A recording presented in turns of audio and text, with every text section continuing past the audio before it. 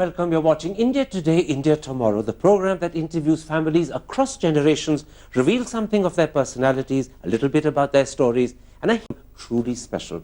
And my guests today are two exceptional people. You know who they are, you've met them before, but you've probably never met them together on television. They are the founder chairman of Infosys, R Narayana Murthy, and his extraordinary son, Rohan Murty. Welcome to the program. Thank you. I'm going to start with something that caught my attention when I was reading about the two of you, and it intrigued me. You spell Murthy with an H, he spells it without the H. Why do the two of you do it differently? Well, you know, the reason is when I got married, my wife, who knows Sanskrit very well, she said Murthy should be spelled M-U-R-T-Y. So therefore, Sudha's surname is M-U-R-T-Y. And since children always follow the mother, both Akshata, my daughter, and Rohan, they spell their surname as M-U-R-T-Y. Your father put it very delicately, since children always follow their mother. Is that a way of saying that in these matters, mummy rules the roost?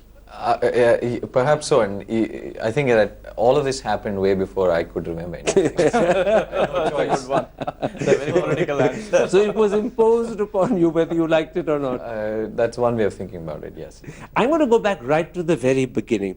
You were one of 8 children. Your father was the school teacher in Mysore, and he was quite a disciplinarian. Yeah. How do you remember your childhood?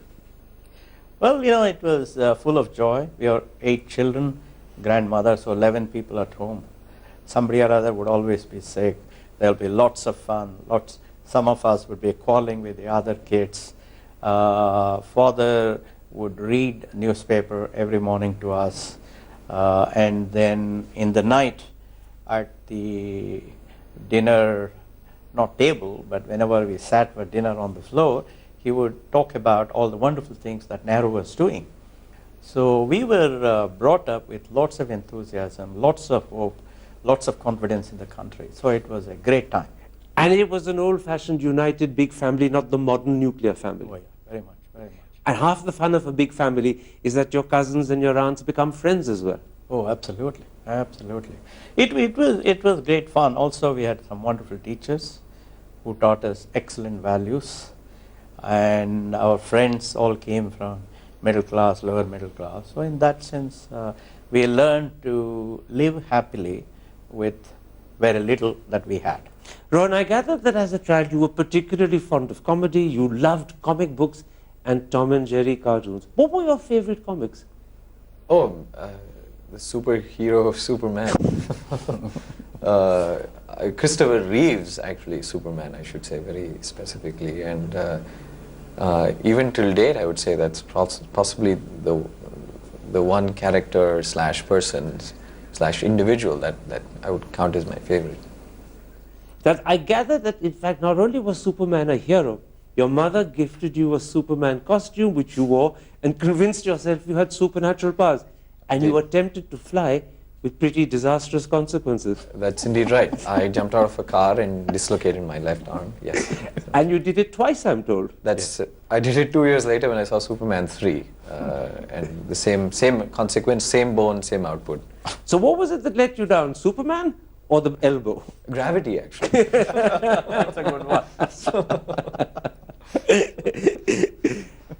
Your father, Mr. Murthy, had a passion for Western classical music. Yeah. And in those days, All India Radio Yeah. would have a Sunday afternoon program, That's and he would make you sit beside him. That's right. Did you inherit that love of Western classical music? Oh, very much, because his love for Western classical music came from the fact that a large number of highly accomplished people, you know, maestros in their own, viola, violin, cello, piano, all of that, they came together and worked as a wonderful team under the conductor's leadership and produced what would be considered something divine. Therefore, my father always said, you must develop a taste for Western classical music because that's going to teach you how to be part of a good team.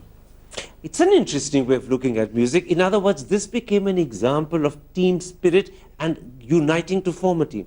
very much, very much. But of the Western composers, which are the ones that you're most fond of? Which are the ones that you would spend an evening listening to? Well, it's very easy to like Mozart, Beethoven, Bach, Vivaldi. So, I mean, there's so many of them. All of them are wonderful. I mean, Tchaikovsky in some aspects. So, absolutely. One of your early disappointments was you got admitted to IIT Kanpur, but you couldn't accept because your father couldn't afford the fees. With hindsight, it actually had no impact at all on your education or your career. But at the time, for a young man, was it devastating? Not really, because I was amongst my friends in the college. We had an excellent set of teachers. We learned quite a lot. And my father said, what school you go to does not matter at the undergraduate level. And what matters is how you apply yourself. So I have absolutely no regrets at all. Would you have been... But I'd say, can I add something? Of course, please, go ahead. Yeah. While I do believe my father never had regrets about it, see, he once sent me this email. So he came to drop me off when I joined Cornell as a freshman. And he dropped me off and he left. And then he sent me this mail that I've saved, where he talked of that experience of his, which he had never talked to me about before, where he said, saying, look, you really ought to recognize that you're in a very fortunate situation and you should be very grateful for it. And so you should study hard and so on and so forth. And he said, look, because due to economic reasons, I never had that opportunity. And at the time when I was a young person, of course I felt disappointed, but in time it didn't seem to make a difference. But in your case, you actually have that opportunity that I never did. And I think that was the one time that my father narrated that particular... But go back to the beginning of school. I gather that at home, you were brought up without a TV. And yet in the morning you'd go to school, and I'm sure you'd mix with children who'd be talking about what they'd seen the night before. Did you find that upsetting that you couldn't join the conversation, or did it just not matter? No, just never mattered. So TV has never played an important role in your life at all? Not then, not now. Not even now? No. You're not hooked to serials, you're not hooked to anything? I live part of the time in Boston, part of the time in London, and as my friends will attest, which is why no friend wants to come out to my house, I don't have a TV or cable that even functions. Do you then spend a lot of time with music, or is it your other passion, coding, that is your main hook? I spend time I work actually most of the time. I like to believe I'm average smart, but I work more than average. That makes up for it. So I spend most of my time at work, and then I have other passions that I spend time. I spend time reading. I spend time with some of my friends. In the past, I used to learn fencing. Different sports. Did you really? Fencing as well? Yeah. Where did you learn fencing? In India or abroad? When I was an undergrad. Was it difficult? And it transitioned into my PhD days as well. Sorry, was it difficult? No, I mean, there's this incredible satisfaction that one seems to get out of poking other people. So and I take it you're using the word poking only euphemistically. Oh, of course. No. But when he was very young, Rohan developed an incredible fascination for coding. He must have been, I gather, just in his early 13s at the time. No, actually he started, the first program he wrote was at 6. No, 8. 8, what? 8. Okay, 8. Both-sided. So, yes. So what attracted you to coding? Because it's not the sort of thing kids normally get into. No, actually, I used to play tennis very seriously those days. And I pretty much had no other hobbies or no other outlet. And Were you a loner? I had 2 friends, and you can make of that what you will. So for the longest time I had 2 friends. But my father came back from work one day, and I think he had a bad day.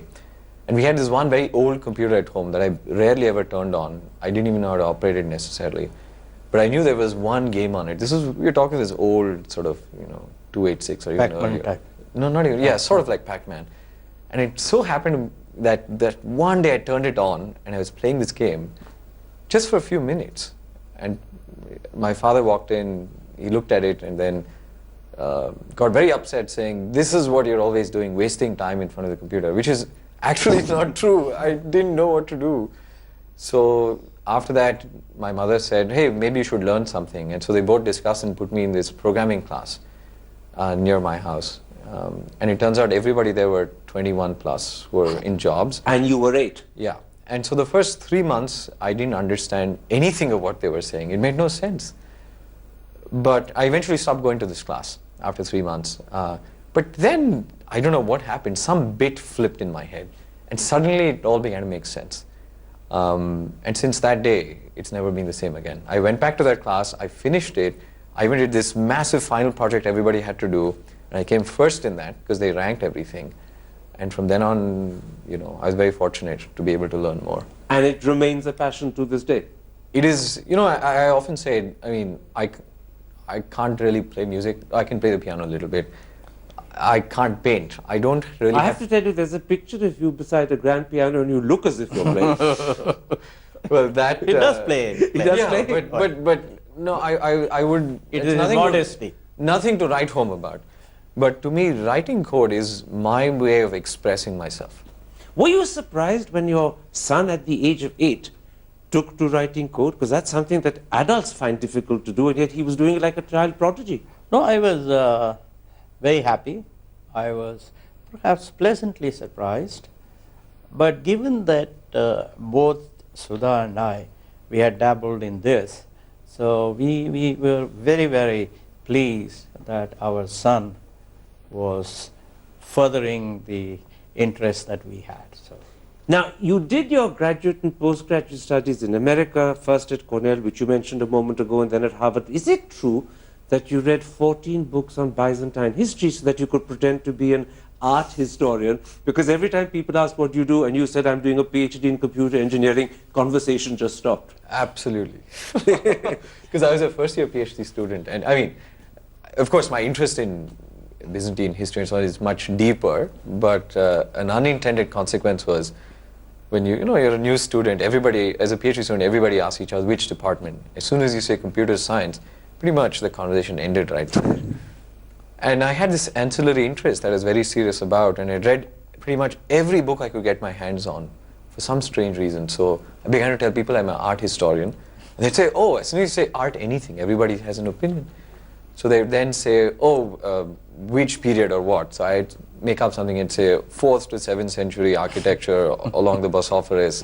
I knew enough to talk about it for a few minutes for sure. Until one day I actually met a real art historian who's studying exactly the early Byzantine period. And she said, you're not an art historian. I said, how do you know? She said, because I'm in that department. But I still got brownie points for being a computer scientist who could talk about art history and Byzantine history. Now, I read a lovely story, Mr. Murthy, about how you met your wife Sudha in Pune. I gather she was very fond of reading. She would borrow books from a friend, and many of those books had your name inside it. That's right. And that made her curious, and that led to an introduction. Is it true? Yeah. Well, what happened was a friend of mine who had joined Tata Administrative Services, he came down to Pune for training at Telco, and Sudha used to work in Telco, and they used to go in the same bus to the factory, and this guy used to have books that was in my library. Each day would take a different book, and then Sudha asked him, then she took it from him and she said, Narayana Murthy, Marseille, Narayana Murthy, Salzburg, Narayana Murthy, Ankara, etc. So she asked him, who is this international bus conductor of he seems to be going from place to place. I would like to meet him. So that's how we met. I know that you took a couple of years before you got married to her, but her father always thought that yours wasn't an appropriate job for a son-in-law. How did you convince him that you were actually the right man for his daughter? Well, actually, I did a disastrous job of convincing him, whatever it is. Because the first time my future parents-in-law came down to Pune, my father-in-law asked me, what is your ambition in life? I said, I want to join politics. And then I said, I want to start an orphanage. And obviously for any future father-in-law. This is not the son-in-law he wanted. Absolutely. They thought I was crazy. and that I wouldn't be able to take care of his daughter. But Sudha is a very convincing personality. She can argue anything very well. So she persuaded her father? Oh, absolutely. I was a disaster. Now you said somewhere, Rohan, of yourself, I love dancing, but you add, I only dance in the company of people I'm comfortable with.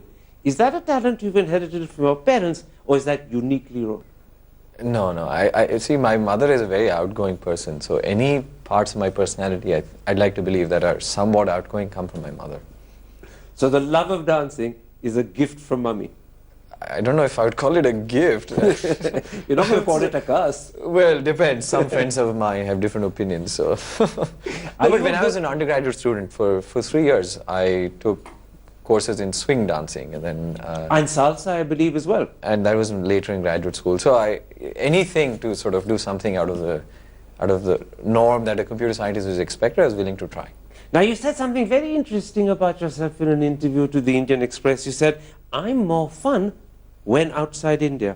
I grew up conservative and religious. I'm not that when I'm abroad, but when I return, I'm that person again. Are you a bit of a chameleon? Oh, I wish you had not read that. No, I mean, I think it's something much simpler, Karan, and you've grown up in India, and perhaps you can relate to this, which is, I left home when I was 17, and until 17 I lived with my parents. I went to the same school for 14 years. It was an all-boys school, very strict. And so there's a certain personality that I had, that I've always only known, that I associated very strongly, I don't know why, with geography. But once I was on my own as an undergraduate student, I had there's nobody around, in some sense more degrees of freedom. And a different Rohan emerged? I mean, perhaps so. Like, for example, at 17, I can't imagine whether I would have a deeper appreciation for Byzantine history or philosophy or for dancing even. So I think, it was just being away from home on your own affords you an opportunity to perhaps form your own identity. And I think it's more to do with that I perhaps mistakenly correlate with geography. But the truth is, in fact, that people are different people in different environments. Different situations bring out a different you. To a certain extent. I mean, in India, to a reasonable extent, I am my father's son. But when I'm in my own academic world, I mean, I am me by my work. Which Rohan do you prefer, the Indian Rohan or the one from abroad? I think it has to be a mixture of both. Absolutely, because there are qualities that I like about Rohan as an independent researcher, as somebody who is extending the leading edge in computer science. At the same time, I like Rohan, who was mischievous, who was a very, very interesting kid, who played pranks with everybody at home. And even today he does that, particularly with his sister. So I think I like both. Let's take a break at that point. When I come back, I want to talk about that incredible company you created, Infosys. We'll be back in a moment's time. Don't go away. Welcome back. You're watching India Today, India Tomorrow, and my guests are R Narayana Murthy and his extraordinary son, Rohan Murty. Let's talk about Infosys, Mr. Murthy. You set it up in 1981 when you were still under 35. Yeah. And in fact, that was an important goal for you. You wanted to be an entrepreneur before you hit 35. Why was 35 such a critical cutoff period? Well, I had observed a lot of entrepreneurs in the West, particularly in the US, and most of them were below 35, and a few that I observed who were above 35 had not succeeded.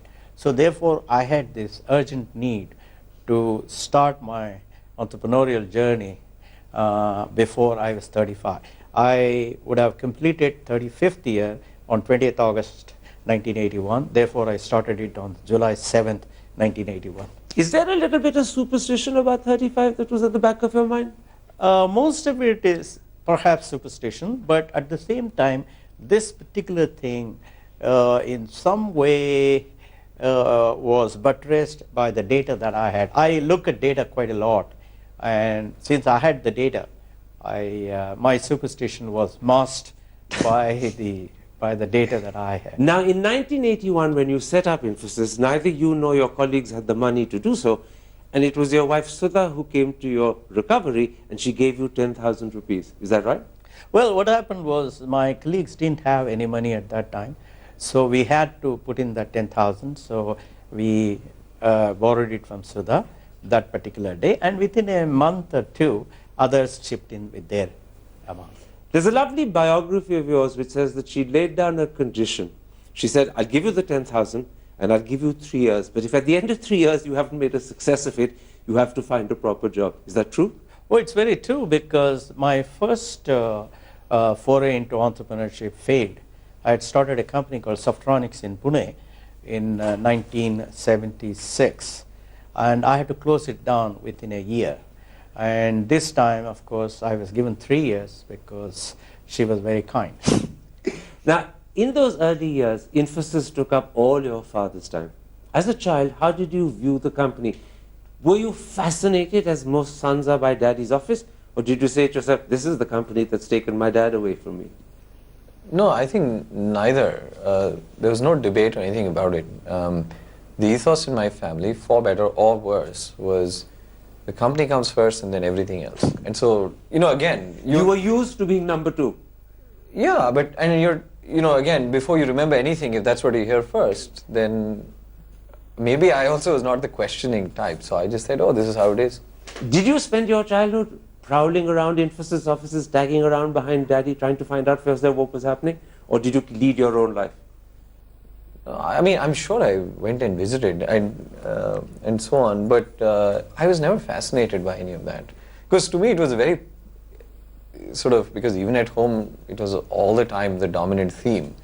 So it's not something that I actively would go out and seek out, because I already... You had enough of it anyway. Yeah, because, I'd see my father not being around, or being very tense, or being upset, or whatever else, right? I mean, we were the first line of defense, I would say. So the anger that he couldn't take out in office often came out on you.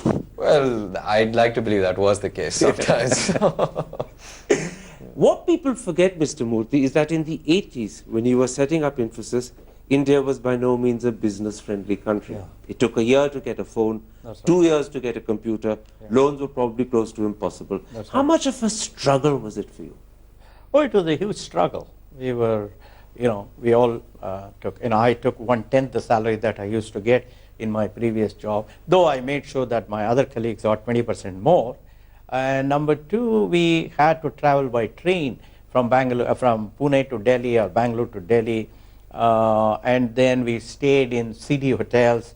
I still remember staying in a CD hotel near Old Delhi railway station when I went to Delhi many times to push the license case. So we were quite used to it. I mean, I still remember my daughter Akshita. She wanted to take part in a play at her school, Baldwin Girls School, and my wife told her, look, for you to take part in that, you need to buy a new dress, and I'm sorry, we don't have that money. So even today she remembers that. So we did make a lot of adjustments, but there was a lot of joy in some way. What was it like to deal with government, particularly in the pre-Dr. Manmohan Singh years before he became finance minister and eased up the government? Was it a real nightmare? Oh, it was a real nightmare. For example, you had to travel to Delhi about 50 times before you got a license to import a computer. I mean, they would say you have to install this computer only in this place. All kinds of restrictions. And then even if you wanted to change the license a little bit because a new model of disk drive had arrived or something else had arrived, it took another 9 months. So therefore, it was very tough. And then if you wanted to travel for abroad even for 1 day, you had to apply to Reserve Bank of India and wait for 15 days for the foreign exchange. So it was tough. Now, in 1990, you were offered $1 million to sell Infosys, and many of your colleagues were probably willing to accept. Yeah. Looking back, was it a close-run thing? Did Infosys almost slip out of your hands? It was almost like that. As my practice has always been, I first listened to all the other 5 people who were assembled there, and they all were quite keen on doing it. I asked Nandan what he would do. He said, look, I'll go and join Sampitroda in some national mission. Then Chris said he would go and do his PhD in computer science. Then Mr. Dinesh said he would go and do his PhD in mathematics. Mr. Raghavan said he would go and become a deputy IS manager in a small company. Like that. They were all ready. But then I said, look, we have run this marathon for the last 9 years. We have gotten adjusted to sacrifice, deferred gratification. We have gotten adjusted to an austere lifestyle. So we have really nothing to lose at this point of time. Let's wait. Who knows? We may have come to the end of the tunnel. It was in some sense proverbial because next year the economic reforms happened. Except that you didn't know they were going to happen. Oh, absolutely, absolutely. So you were in a sense still gambling on luck, just to try for a little longer. Absolutely, because as the leader, it was my responsibility to give confidence to other people. And once I completed saying all of this, I said, look, I'm willing to buy all of you out. And they were all surprised because they knew I had no money. And then Nandan came to my side in the next 10 minutes, and then finally after an hour or so, they all said, look, if you have so much confidence, we'll be with you. So that's how we started. A classic example of one man and his confidence changing the situation for everyone. Well, you're very kind to say that. Did you ever look upon Infosys as a company you'd want to join, or were you determined that I will chart my own course? I may be R Narayana Murthy's son, but I will find my own future myself. Yeah, I mean, I've always wanted to do my own thing. I don't think these were things that I ever planned on doing at any point in time. Doing your own thing, is that ambition or is it rebellion and obstinacy? I think it's a linear combination of all these things. Because I remember in my school, I did fairly well, but I'd go back to my school and my teachers didn't seem to remember as the student who did very well. They still remembered me as my father's son, which is quite frustrating. So I think, this is what my motivation to do my PhD. For the longest time I wanted to be a professor at a top university, which I nearly did. Why did you not? I think it was a variety of personal circumstances that compelled me to come back to India. But academics and cerebral involvement remains an important concern for you.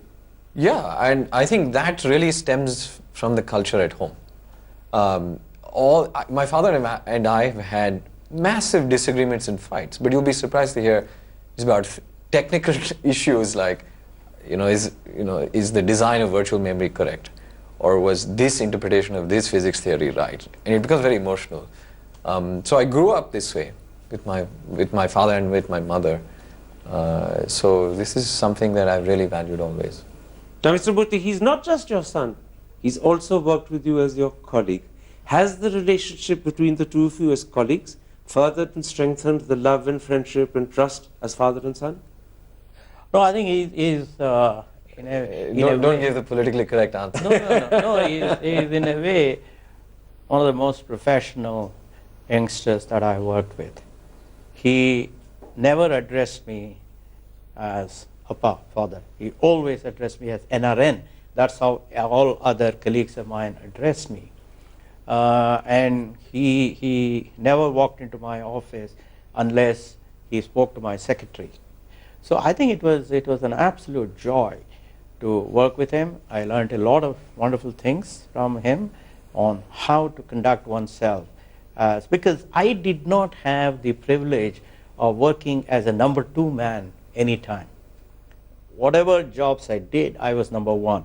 So therefore, I didn't know that protocol, but he followed it extremely well. I'm extremely proud of how he conducted himself. Can I add something to it? So today we still continue to work together on some very exciting things, where I'm number 1, he's number 2. So I can tell you it leads to a lot of friction. You mean he doesn't know the number 2 protocol? He doesn't know the number 2 protocol. It's very clear. That's the problem. The art I've learned of how to be number 1 with him is to make him believe he's number 1 and then still convince him. What was Dad like as a boss? Was he demanding? Was he encouraging? Was he strict? Or was he extra careful because he knew that everyone else knew that you were his son? No, okay, I mean, my father is I worked with many different people in different spheres, but my father is an extremely tough person. I've never known him as a happy person, so you can say I did 98, but he says, hey, what about the 100? You do 100, he says, what about the extra credit? Where's the 110? And I think, in my opinion, I think that's the only way that you then kind of keep pushing higher and higher and higher. So yeah, I think that's... So let me end this part by asking you, what do you value most about your relationship with your father?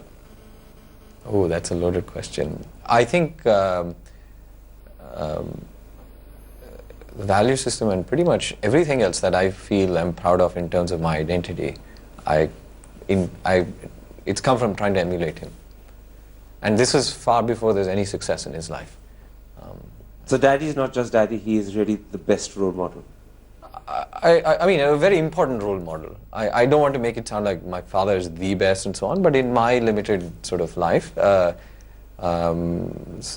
all things that I consider a very important part of my identity come from my father. And my mother, of course. But I think I'm more influenced by my father. Let's take a break at that point. When I come back, I want to turn to that critical question. Why does R Narayana Murthy believe that capitalism is the answer to many of India's problems? And does Rohan, his son, agree? We'll be back in a moment's time. Welcome back. You're watching India Today, India Tomorrow, and my guests are R Narayana Murthy and his extraordinary son, Rohan Murty. I want to talk to the two of you about capitalism, but first, Mr. Murthy, you've often said that the biggest change in your thinking happened when you were working in France. You went there a committed lefty. By the time you left, you were by no means a communist. You were convinced capitalism was the answer. Yeah. That must have been a pretty dramatic change for you. Oh, it was, because I met a lot of people from the left, the center, and the right. I had lots of discussions. I attended lots of lectures. And finally, I came to the conclusion that the only way a society can remove poverty and to improve the lives of its people is through compassionate capitalism. But this realization, oddly enough, happened in jail in Bulgaria. That was the moment when I was finally transformed from a confused leftist to a determined, compassionate capitalist. But leading to it, there were lots of lectures, a lot of conversations, a lot of discussions, a lot of readings that I had done. So today I am a confirmed, compassionate capitalist. For those who may have got confused by the way I phrased myself that this happened in jail in Bulgaria, quickly explain why were you in jail in Bulgaria, because that's a very interesting story, isn't it?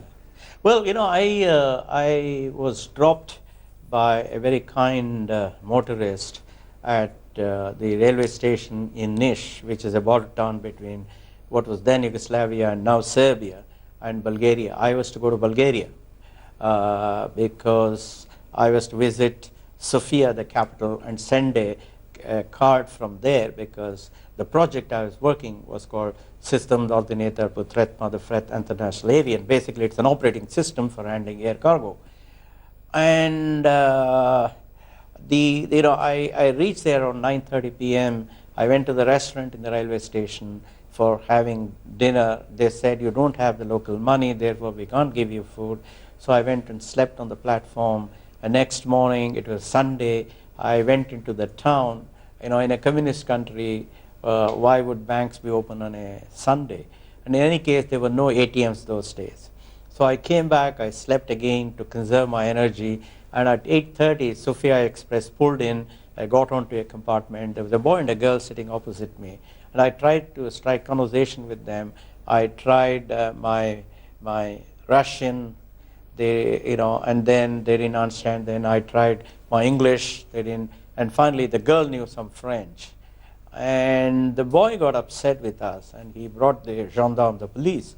And the police took the girl away, and the police literally dragged me on the platform and put me in a 8-foot by 8-foot room. It had nothing but a cold floor and a hole in the corner for toilet facilities.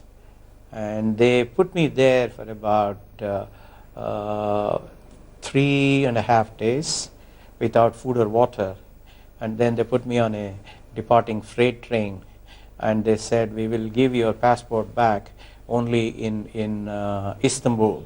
We won't allow you to get down in Sofia. And they said, we are being very nice to you because you are from a friendly country called India. That's how I was totally disappointed with leftism and communism. This, I suppose, is your father's equivalent of the conversion on the road to Damascus. But he said something very interesting, which I'm going to ask you if you agree with. He was comparing socialism and capitalism, and he said, a socialist system will not succeed because people need opportunities, incentives, and competition to better themselves. That is the essence of capitalism. Would you accept that capitalism understands the human being, his needs or her needs, and what inspires them and motivates them better than socialism? We work for ourselves much better than we work for others. Yes. Yes. At the surface, yes. But I think it still does need, you still do need a variant of it that has the interests of the larger, the whole at heart as well. And that's what he calls compassionate capitalism. Yes. And I don't believe that, you know, that game theoretic principle that maximizing an individual's utility function leads to a global maximum doesn't necessarily happen. So capitalism, yes, because it appeals to the individual, but with restraints to stop selfishness and greed. Absolutely. You said something to the BBC in an interview roughly about 12, 13 years ago that struck me. You said, I believe that if India has to solve its problems of poverty, we have to embrace capitalism. That is the only hope we have. Oh, absolutely. Because as you pointed out, capitalism provides opportunity for every individual to better his or her life through hard work, through entrepreneurship, through commitment, and through competence. And you know, there are no favorites in capitalism. Only those guys who have these characteristics will indeed succeed. And what we need at this point of time in the history of this country is to create 10 million jobs every year. And if you want to create 10 million jobs, you need to encourage hundreds of thousands of entrepreneurs, provide them full freedom, as long as Rohan pointed out, they do it with some restraint. They do it with compassion. They ensure that the salary difference between the highest and the lowest is an acceptable ratio, not that the leader takes all the major part of the gain and then leaves the rest in penury. Do you see India, as you look down the road, 10, 15, 20 years, stop calling itself a socialist state? Because we describe ourselves as a socialistic, a strange word that we've coined society, and accepting that capitalism, the pursuit of money, with compassion and with a need to share, far better reflects the individual human being than socialism perhaps does. Socialism may be an ideal, but capitalism actually appeals to the selfishness that motivates all of us, or the ambition, to put a nicer word. I think for a certain section of India that will live well, sure, I think that will happen. But as you know, to a larger section of society as a whole, I don't know. So a poor third world democracy finds it difficult to be capitalist because it feels like the wrong politics. No, I don't want to make such a broad statement. But I think capitalism in the Indian context will serve well those that come out on top. And I think for almost everybody else, they're going to keep wondering why. What I worry about truly is, will we end up in a situation like in America where capitalism has worked, but it's also created an increasing divide? Do you want to answer your son's doubts? Capitalism will always work for those at the top, and capitalism could do what is done in America, which is to increase the differences and divisions.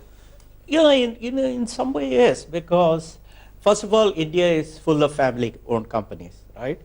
So therefore, the interest of the family is looked after first, and then the interest of the shareholders. Second, I think if you have the ratio of the CEO salary to the lowest level employee salary of 2,000, 3,000, in other words, if the CEO earns in one day what a low-level employee earns in 6 years to 10 years, I think that is completely unacceptable. This is not the way India should be moving forward. Therefore, I entirely agree with Rohan. If this happens, if this continues to happen, then people will lose faith in capitalism. Therefore, we, the evangelists of capitalism, have to conduct ourselves in a way that people will say, this is a good model, this is the model that we should all adopt. Therefore, we, the evangelist capitalism, have to lead an austere life, have to lead by example, have to go out of our way to ensure that the lives of the lower level employees first taken care of before we award ourselves huge salaries. In other words, if capitalism doesn't take good abiding root in India, evangelists of capitalism will probably have to blame themselves. Sure, absolutely. Because they are the role models for it. Absolutely. My thanks to both of you for this fascinating interview. Thank you. Good luck, and thank you very much indeed. Thanks Thank a you. lot. Your mother gifted you a Superman costume which you wore and convinced yourself you had supernatural powers. And you were tempted to fly with pretty disastrous consequences. That's indeed right. I jumped out of a car and dislocated my left arm. Yes. And you did it twice, I'm told. That's it. I did it 2 years later when I saw Superman 3. The same consequence, same bone, same output. So what was it that let you down, Superman or the elbow? Gravity, actually.